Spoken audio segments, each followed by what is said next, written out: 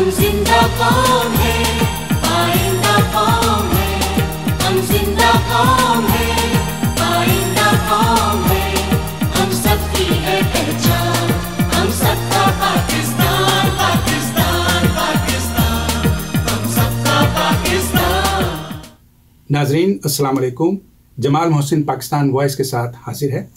آج ہماری گفتگو ہوگی عدلیہ کا پاکستان میں کردار۔ عدلیہ ایک اتنا اہم ادارہ ہے کہ اس کے بغیر نہ جمہوریت چل سکتی ہے، نہ لوگوں کو انصاف مل سکتا ہے۔ لیکن ہمارے یہاں کس طرح چل رہی ہے، یہ اس کے میں چند فیکٹس آپ کو دینا چاہوں گا کہ عدلیہ کے بارے میں کہا جاتا ہے کہ انصاف جو ہے وہ جتنا جلد ملے اور سستا ملے، لیکن ہمارے یہاں دونوں چیزیں ہی نہیں مل رہی ہیں، بلکہ بعض دفعہ انصاف بھی صحیح لوگوں کو نہیں ملتا ہے۔ اس کی وجہ کیا ہے کہ اتنے زیادہ مقدمات ہیں، 18 لاکھ سے زائد لوگ جو ہیں وہ فیصلوں کے منتظر ہیں۔ ایک مقدمے کا فیصلہ اوسطاً 15 سے 20 سال لگ جاتے ہیں۔ ذیلی عدالتوں میں ایک جج کے پاس مقدمات کی تعداد 150 سے 200 ہے۔ 10 لاکھ کی آبادی پر صرف 12 جج مختص ہیں۔ اس صورتحال میں عدلیہ کا کیا رول رہا ہے، اس موضوع پہ ہم گفتگو کرنے کے لیے ہمارے مہمان ہمارے ساتھ موجود ہیں۔ میں وکیل انصاری صاحب سے پوچھوں گا کہ آپ دنیا میں جو عدلیہ ہیں اس کے تناظر میں پاکستان کی عدلیہ کو کس طرح دیکھتے ہیں؟ شکریہ جمال۔ میں اس طرح دیکھتا ہوں کہ عدلیہ کا جو نظام ہے وہ ہمیں مورثی طریقے سے انڈیا ایکٹ 1935 کے تھرو ملا، اور انڈیا ایکٹ 1935 کے تھرو جو ہماری چیزیں آئیں وہ یقین طور پر نئے پاکستان کے لیے کافی نہیں تھیں، لیکن ہمیں جو جوڈیشری نظام ملا اس کے اندر جو ججز ملے وہ سارے کے سارے وہ تھے جو کہ انڈین جو برٹش کے لیے کام کرتے تھے۔ بدقسمتی سے بہت جلدی اس نظام کو اثر و ترتیب دینا تھا، وہ نظام ترتیب نہیں ہوا، لہذا آج تک ہم اتنے پرانے اور گھسے پٹے نظام کے تحت کام کر رہے ہیں جو کہ نہ صرف کسی ترقی یافتہ ملک کے لیے بلکہ ایک نوزائیدہ ملک کے لیے باعث شرم ہے، اور اس کی وجہ سے وہاں بہت ساری غلطیاں ہوئی ہیں، اور اب آج 70 سال کے بعد بھی بدقسمتی سے ہم نظام کو صحیح نہیں کر سکے۔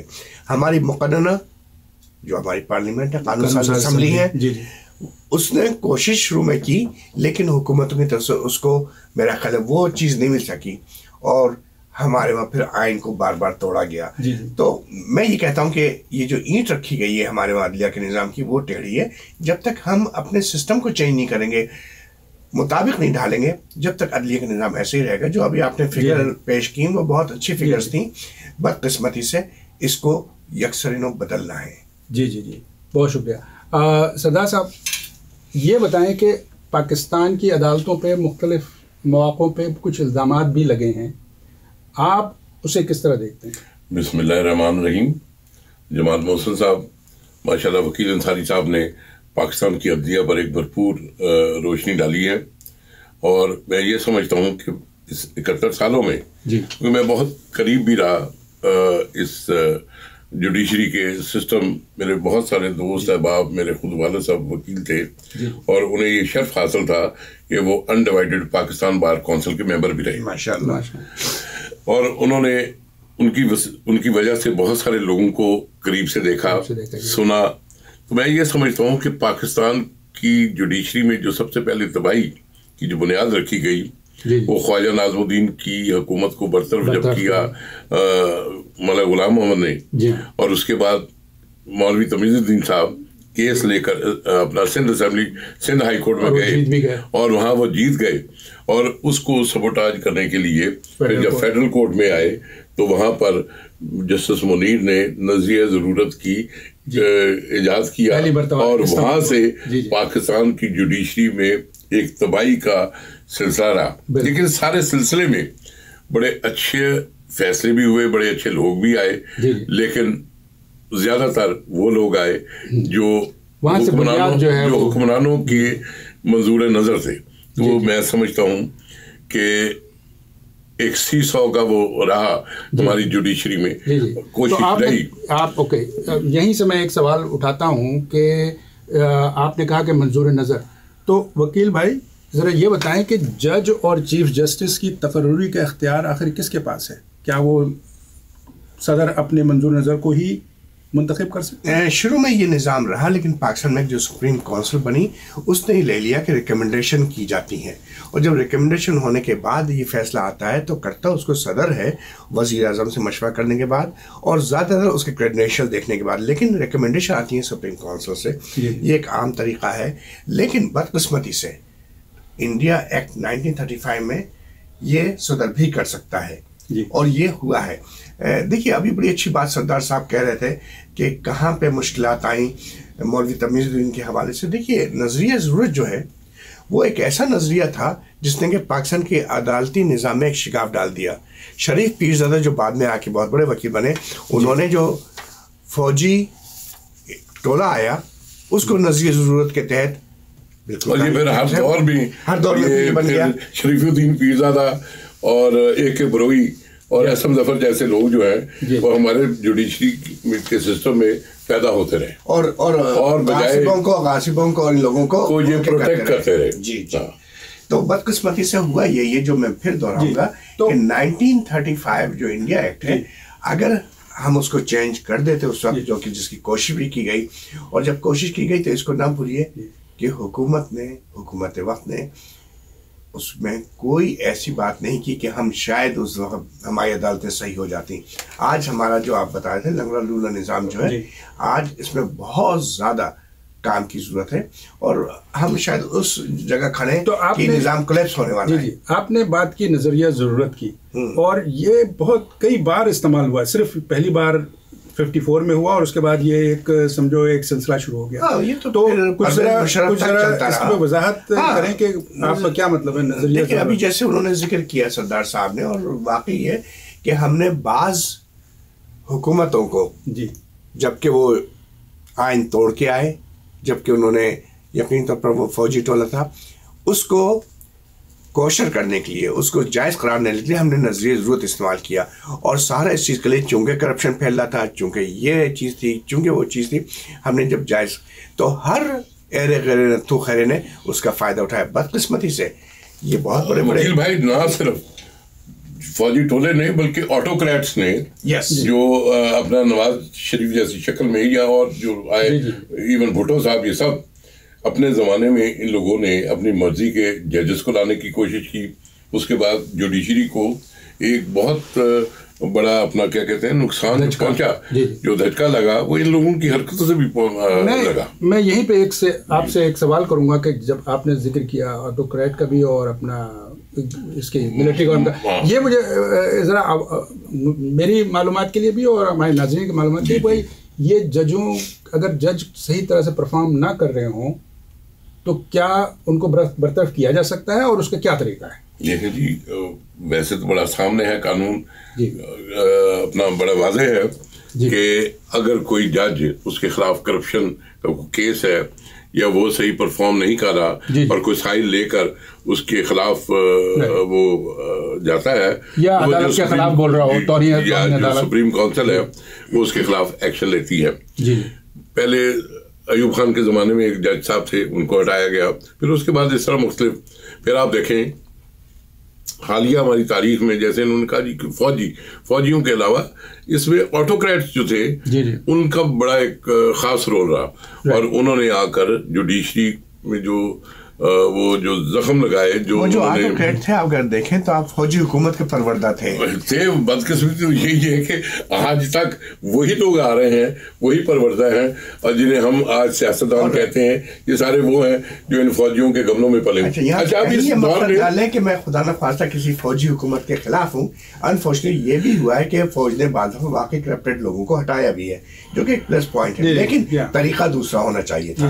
لیکن چونکہ اب دیکھیں نا اس ہماری جوڈیشری میں سر بڑے اچھے ججز بھی آئے.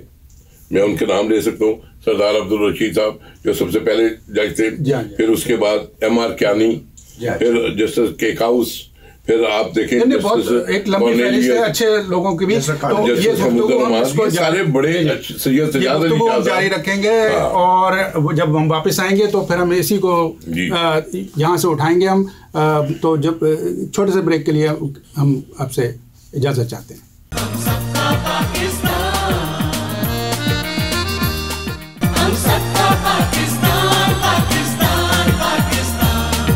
ویلکم بیک ناظرین. ہم گفتگو کر رہے ہیں عدلیہ کے کردار پر پاکستان میں, اور سردار نصر صاحب فرما رہے تھے بہت کوئی اچھے ججوں کے بارے میں, بڑے دلیر اور بے باک قسم کے ججوں کے بارے میں گفتگو چل رہی تھی بریک سے پہلے. تو آخر یہ اتنے اچھے اور بے باک ججوں کی موجودگی میں پھر یہ بار بار یہ, اور خاص طور پہ جو فوراً ہی آفٹر 1958 میں پھر مارشل لا لگا, تو اس کی جمال محسن سب سے بڑی وجہ یہ ہے, جیسے میں نے آپ کو ذکر کیا کہ بہت مایا ناز جوڈیشری پر نظر رکھنے والے بڑے قابل ججز سے اے آر کارنیلیس, اپنا جسٹس کے کاؤس, پھر اپنا دوراب پٹیل, جہاں ایسے جج تھے, وہاں سردار اقبال جیسے, وہاں شمیم حسین قاضی جیسے, اور بے شمار ایسے ججز ہیں جنہوں نے مارشل لا کے اس صدر کی, پہلا جو مارشل لا کا جو صدر تھا ایوب خان جنرل کی, بڑی پذیرائی کی. اور اسی دور میں بہت سارے ایسے وکیل بھی تھے, شریف الدین پیرزادہ وغیرہ, جنہوں نے مارشل لاؤں کو سپورٹ کیا, ان ججوں کو سپورٹ کیا اور کہنے کو, اور ہر دور میں پھر وہ ہر دور میں یہ سمجھ لیں کہ مارشل لاؤں کے, بدماشوں کے, اور یہ بھی انہی کے وکیل وہ رہے. نظریہ ضرورت کے تحت, نظریہ ضرورت کے تحت انہوں نے یہ سارے کام کیے. لیکن ایک بات یہ بھی کہی جاتی ہے نظریہ ضرورت کے بارے میں کہ ان کے پاس اور کوئی چوائس نہیں تھی. نہیں, چوائسز بڑی تھی سر. اپنی دیکھیں نا, ہر آدمی اپنی قابلیت کے حوالے سے, میں نے ابھی شاید پتہ نہیں ایک آپ کو مثال دی کہ ہماری اب جنہیں ہم بڑا قابل سمجھتے ہیں, ان میں احسن ظفر صاحب میرے بڑے بزرگ ہیں, میرے بڑے بزرگ دوستوں میں سے ہیں. اب سید سجاد علی شاہ, جب نواز شریف کا ان کے ساتھ معاملہ چل رہا تھا اور ان کی عدالت میں وہ پیش نہیں ہو رہے تھے, اور انہوں نے بدماشی کا وہ ایک پورا وہ کیا, غنڈہ گردی پوری فورس لے کے گئے. اب ان کے آرگومنٹس کیا ہے احسن ظفر کے, بجائے کہ کوئی قانونی دلائل دیں, وہ کہہ رہے ہیں جج صاحب یہ آپ کے سامنے پیش ہو گئے ہیں تو اب انہیں معاف کرتے ہیں. تو جہاں اس طرح کا کردار رہے گا تو آپ مجھے اندازہ لگائے کہ پھر وہاں تو اسی طرح کی جوڈیشری بھی ہوگی. اب ایک اور وکیل بھائی آپ کی اجازت سے, ہماری اس جوڈیشری کے سسٹم میں ملک قیوم حالیہ نام, اس کا باپ, ان کے والد جسٹس اکرم, یہ سارا وہ پروڈکٹ ہے جو سفارشی پروڈکٹ ہے. نو ڈاؤٹ اپنی اپنی جگہ یہ قابل لوگ ہیں, لیکن ان کی قابلیت نہ قوم کے کام آئی, نہ جوڈیشری کے کام آئی, نہ ہمارے پولیٹیکل سسٹم کے کام آئی. اور آج آپ یہ دیکھیں کہ ان لوگوں نے نہ صرف جوڈیشری کو برباد کیا, بلکہ وکلا برادری کو انہوں نے تقسیم کر دیا ذاتوں اور برادریوں میں. تو یہ بھی ایک ہماری جوڈیشری کی تباہی میں ایک بہت بڑا یہ فیکٹر ہے. وکیل انصاری صاحب یہ بتائیں کہ ایک عام کہاوت بہت مشہور ہو گئی ہے کہ بھائی اگر کیس جیتنا ہے تو وکیل کیوں کرتے ہو, جج کر لو. آپ اس سے ایگری کرتے ہیں؟ میں ایگری کروں نہ کروں, لیکن یہ حقیقت ہے. کسی حد تک میں زیادہ اس دائرے کو نہیں جانتا, لیکن یہ ایک حقیقت ہے. دیکھیے پاکستان کی بدقسمتی کیا رہی ہے, قیام پاکستان کو لانے والا, عمل میں لانے والا وہ ایک وکیل تھا, قائد اعظم ایک وکیل تھے. تو لہٰذا ہماری جوڈیشری جو ہے وہاں سے ہی مضبوط ہو جانی چاہیے تھی, لیکن ان کو چونکہ فرصت نہیں ملی, ان تقریباً 1.5-2 سال کے بعد ان کا انتقال ہو گیا, تو ہماری جوڈیشری میں جو انقلاب آنا تھا وہ نہیں آ سکا. اب جہاں تک وہ جو سوال تھا آپ کا بیسکلی کہ 1958 کے مارشل لا کے اندر کیا ہوا, دیکھیے اس وقت ان وکلا کو کیا کرنا تھا, ان کو وہی کرنا تھا جو انہوں نے کیا, کیونکہ جب بھی مارشل لا آتا ہے تو آئین معطل ہو جاتا ہے, قانون ساز اسمبلیاں ٹوٹ جاتی ہیں, تو اس کے اندر کوئی گنجائش نہیں ہوتی. جو گنجائش ہوتی ہے وہ کاسا لیسی کی ہوتی ہے, یس بوس کی ہوتی ہے, انہوں نے وہ کھل کے کھیلا. تو بدقسمتی سے تمہارا کہنا یہ صحیح ہے جمال کہ اب وہ حالت آ گئے کہ اٹرنی کرنے کے بجائے آپ جج کر لیں. اس کا مقصد یہ ہے کہ کتنے آپ کی جیب میں پیسے ہیں, کس طرح کو کیس جیتنا ہے, اور کس طرح جج آپ کے حق میں بولے گا. یہ بھی جو وبا ہے یہ بھی بہت بعد میں آئی جی کہ جج آپ خرید لیں, یہ بھی پچھلے 10-15 سال پہلے, اس سے پہلے کبھی ایسا رول نہیں رہا. خریدے نہیں گئے, لیکن بہت سارے ججز نے چھوٹی عدالتوں میں اور گورنمنٹ کے حق میں جو رائے دی وہ بالکل غیر آئینی تھی. لیکن چونکہ آئین معطل ہو چکا تھا تو وہ یہ کر سکتے تھے. اور یہ سب چھوٹی عدالتوں میں ہوا. یہ جو جج خریدنے کا معاملہ ہے یہ بڑی عدالتوں میں ایسا نہیں ہوا. بڑی عدالتوں میں سوائے کاسا دیسی اور لیکن اب نئے آ جائیں, اب جسٹس افتخار کی طرف آ جائیں تو دیکھیے ماشاء اللہ بڑے سخت جج تھے, لیکن ان کے صاحبزادے ملینز میں کھیل رہے تھے. کیا ان کو احساس نہیں تھا کہ میرا بیٹا کے پاس $1 ملین کہاں سے آ گئے؟ آپ نے بڑا اچھا وہ خود ہی وہ کر دیا کہ ایک آپ جو لیگیسی ہے, میں جب ان کی لیگیسی دیکھتا ہوں کہ اتنا بڑا وہ ہونے کے باوجود کہ وہ اپنے بیٹے کی کرپشن کے ہاتھوں مجبور ہو گئے. آج میں یہی چیز میاں ثاقب نثار کی یہ جو ٹرم ہے اس کے حوالے سے دیکھتا ہوں اسی حوالے سے کیا لیگیسی ہے. آپ جج کو خرید لیں, وہ اس کا حوالہ یہی ہے, ضروری نہیں کہ آپ وکیل کریں. جج کے دیکھیں نا بڑا اچھا کرتے کرتے کہ یہ ڈنڈیاں مارتے ہیں مختلف ادوار میں اور مختلف کیسز میں. اور میں یہ دیکھتا ہوں کہ اب آج میاں ثاقب نثار کی جو لیگیسی میں دیکھ رہا ہوں ایکسکیوز می, وہ یہ ہے کہ کھایا پیا کچھ نہیں اور گلاس تھوڑا بارہ. یہ ہے کہ وہ بہت زیادہ, اور اکثر یہ کہا جا رہا ہے کہ وہ اتنے زیادہ مستعد ہو گئے اور ہر معاملے میں اپنی ٹانگ آ رہے ہیں. دیکھیے ہو سکتا ہے ان کی نیت بہت اچھی ہو, لیکن چند جگہوں پہ جو چیف جسٹس ہوتا ہے اس کی پوری کوشش یہ ہونا چاہیے کہ وہ توجہ دے اپنے سسٹم کی طرف. وہ 100 میٹر کر کے اور اپنے چند ایسے جگہ چلے گئے ہیں جہاں پہ ان کو نہیں جانا چاہیے. اس کا صاف واضح یہ ہے کہ وہ ریٹائر ہونے کے بعد, جو کہ جلدی ریٹائر ہونے والے, وہ سیاست آج جب ہمارا شو ختم ہوگا تو وہ ریٹائر ہوں گے, تو اس کا مطلب وہ سیاست پہ آنے کی. آپ سمجھتے ہیں کہ انہوں نے اپنے حدود کراس کر کے, حدود سے بالکل بلا شبہ انہوں نے حدود سے تجاوز کیا, اس کی ضرورت نہیں. لیکن بدقسمت یہ ہے کہ پاکستان میں کسی کو تو بولنا پڑے گا. سسٹم کو جب کام نہیں کرتا, چند انہوں نے اچھے فیصلے بھی کیے, بڑے اچھے فیصلے کیے, اچھے فیصلے کیے جب انہوں نے لے لیا اپنے ہاتھ میں, لیکن چند بہت ہی چھوٹے فیصلے بھی ہوئے انفارچونیٹلی. اور جاتے جاتے جو یہ نواز شریف کی جو بیل کے حوالے سے جو فیصلہ دیا گیا, یہ میں سمجھتا ہوں کہ یہ ان کی لیگیسی میں ایک ناقابل وہ ایک نہیں, یہ فیصلہ نہیں ہے, یہ ایک ڈاؤن گریڈ ان کے اس میں وہ جائے گا, کیونکہ سامنے ہر چیز سامنے واضح ہے. اس کے باوجود لیکن وہ ہائی کورٹ کا کیس تھا, وہی اس کے باوجود کہ سب ہونے کے باوجود انہوں نے ہائی کورٹ کے اس فیصلے کو اپہیلڈ کیا, جبکہ یہ ادر وے ہونا چاہیے تھا. لیکن بات یہ ہم بڑی جلدی اس پر آ گئے کہ آپ یہ دیکھیں, یہ میں نے وہ لکھا بھی ہوا تھا کہ شیخ انوار الحق, آپ وہ دیکھیں اپنا مولوی مشتاق, یہ وہ ججز رہے جنہوں نے ضیاء الحق کے اس میں اثر میں آ کر, اور پھر ضیاء الحق نے کیا کیا, وہی شیخ انوار الحق صاحب جن کو انہوں نے وہ استعمال کیا بھٹو کی اپنا اس میں کیس میں. اور مجھے یہ شرف حاصل ہے کہ مجھے ایک جگہ ملاقات ہوئی اور میں نے ان سے پوچھا, میں نے کہا میں ان کو انکل یہ جو آپ نے فیصلہ کیا یہ, تو وہ کو مؤثر جواب نہیں دے سکے. پھر آپ دیکھیں نسیم حسن صاحب, بڑے قابل جج, لیکن ان سب کی اپنے ایک عزائم تھے اندر. نہیں وہ اس کے علاوہ بھی میرا خیال ہے سردار صاحب, دیکھیے حکومتوں کا جو پریشر ہونے لگا ہے, جو کہ بڑی غلط بات ہے. ہم جب اس دنیا میں دیکھتے ہیں تو یہاں حکومت کی طرف سے کوئی پریشر نہیں ہوتا.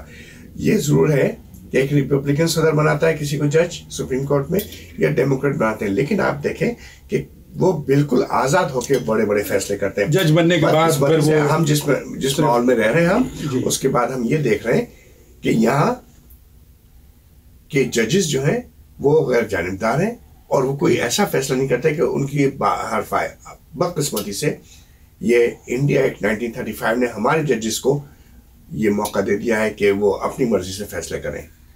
ناظرین, یہ گفتگو ابھی جاری رہے گی. ایک چھوٹے سے بریک کے بعد ہم حاضر ہوں گے, ہمارے ساتھ رہیے.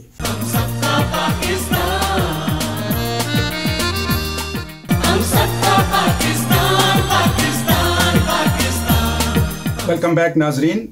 ہماری گفتگو ہے عدلیہ کا کردار پاکستان میں, اور ہمارے مہمان وکیل انصاری صاحب بار بار 1935 کا ایکٹ کا ذکر کر رہے ہیں, لیکن ہماری تاریخ اس سے بھی پرانی ہے.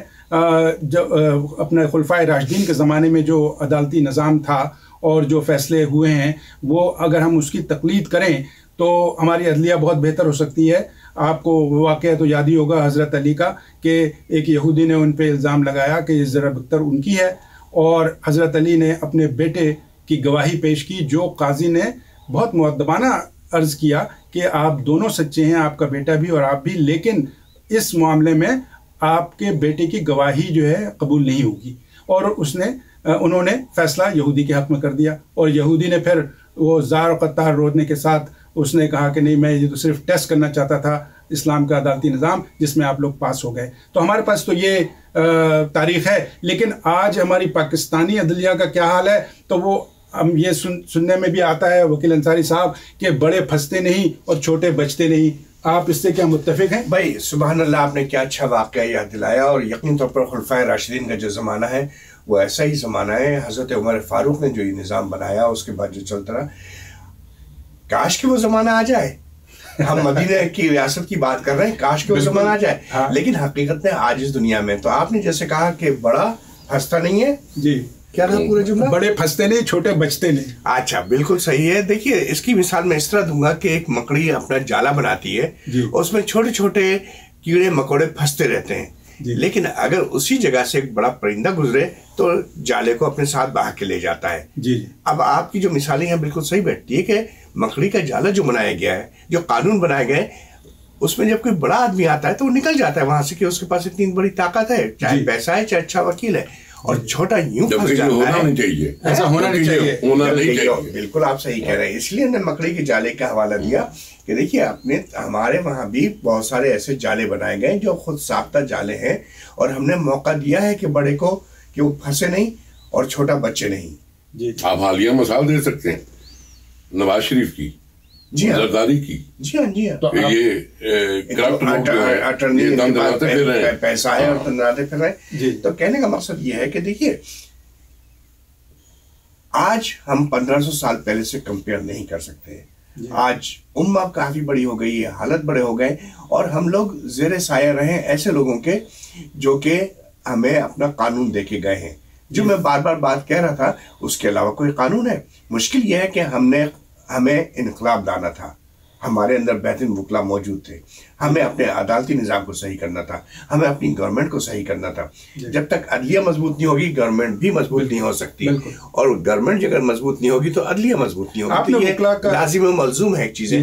جی آپ نے وکلا کا ذکر کیا، تو میں بھی سمجھتا ہوں کہ یہ وکلا جو ہے ایک بہت اہم رکھتے ہیں، ججز کے ساتھ ساتھ بہت اہمیت کے حامل ہیں، لیکن میں نے یہ بھی دیکھا ہے بہت اچھے وکلا بھی ہیں یقیناً، لیکن یہ وکلا ابھی حالیہ زمانے میں اپنے ایک چھوٹے سے بار کے الیکشن میں اور کروڑوں روپے بہا رہے ہیں۔ بالکل، آخر اس میں کیا ان کا اٹریکشن ہے؟ ان کو پاکستان کی جوڈیشری میں وکلا کا بہت کردار رہا، اور بڑے بڑے وکیل جنہوں نے فوج کے خلاف، جنہوں نے جمہوریت کی وہ اپ ہینڈ کرنے کے لیے، جنہوں نے جوڈیشری میں ایک ججوں کے لیے اپنی قربانیاں دیں، ماریں کھائیں، گولیاں کھائیں، لیکن آج یہ کوئی تقریباً 15-20 سال سے یہ جو ایک دور آیا ہے وکلا کے اندر کہ 1 سال کی ٹرم کے لیے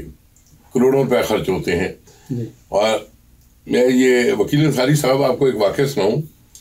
ابھی ہمارے ایک جج سے جنہوں نے ضیاء الحق کے دور میں اپنا چھوڑ دیا، ان کے اپنا ریزائن کر دیا، ملک سعید حسن صاحب، تو میں ان کے قریب بیٹھا ہوا تھا اور بھی دوست بیٹھے ہوئے تھے، تو میں نے کہا کہ جی آپ سنائے الیکشن لڑے ملک قیوم کے خلاف، تو انہوں نے کہا جی میں نے اس الیکشن میں 70 لاکھ روپیہ خرچ کیا۔ 70 لاکھ روپیہ میرے لیے وہ ایک بڑا شاکنگ وہ تھا کہ 70 لاکھ روپیہ۔ میں نے کہا ملک صاحب آپ نے 70 لاکھ روپیہ خرچ کیا اس الیکشن کے لیے، تو حاصل کتنا؟ انہوں نے کہا کہ جو سامنے والا ہے ملک قیوم، اس نے 5 کروڑ روپے خرچ کیا۔ نہیں، بڑی اچھی بات بتا رہے ہیں، یہ مجھے پتا ہے۔ تو میں نے ان سے پوچھا، میں نے کہا جی یہ 5 کروڑ، انہوں نے کہا جناب یہ 5 کیسز کی وہ ہے اپنا واپس کہ 5 کیسز میں ان کو یہ واپس آ جائیں گے۔ تو یہ بڑا ایک زیادہ آتا ہے اس سے کیا سر؟ اس سے ایک تو وہ ہے نا پلس یہ ہے کہ جب آپ بار کے صدر ہیں، چاہے چھوٹے لیول کے ہیں یا سپریم کورٹ کے ہیں، تو لوگوں کو یہ ہوتا ہے کہ ان کو جج ریلیف دے گا. تو جب بڑے بڑے ہمارے رشید رضوی صاحب لاسٹ ایئر وہ سپریم کورٹ بار ایسوسیشن کے صدر تھے اور میرے ساتھ وہ پڑھے ہیں. مجھے ایک الیکشن میں ان کے لیے میں نے کام بھی کیا اس سے پہلے, لیکن وہ 30-32 ووٹوں سے ہار گئے. وہ جو آسما جہانگیری جو کیا تھا اس کے اپنا کے خلاف وہ لڑے تھے, اور بہت مجھے کافی ان الیکشنز کو دیکھنے کا اتفاق ہے. تو میں حیران ہوتا ہوں اپنا جمال محسن صاحب کہ یہ لاکھوں نہیں اب کروڑوں کی تو اپنا وزن بڑھانے کے لیے پھر آخری جو ان کا وہ فیصلہ کن جو ہوتا ہے وہ اس دن کا کھانا ہوتا ہے جس دن ووٹنگ ہوتی ہے. بریانی نہیں سر, وہ ہمارے جو پروڈیوسر صاحب ہیں قمر بشیر صاحب, وہ میرے ساتھ تھے الیکشن پہ, اور ہم حیران تھے کہ اس الیکشن میں سر تقریباً کوئی 15-20 لاکھ روپے کا کھانا جو دسترخوان جو ان کا سجا ماشاءاللہ, اور ایسے ایسے لوگ بھاگے اس کھانے کا جب وہ کھلا کہ جیسے یہ ان کی زندگی کا آخری کھانا ہے. ہمارے وہاں کھانا بڑی اہمیت رکھتا ہے. جیسے نواز شریف صاحب جب الیکشن ہوتا ہے ووٹنگ کے دن تو کھانا عام طور پہ کھول دیتے ہیں.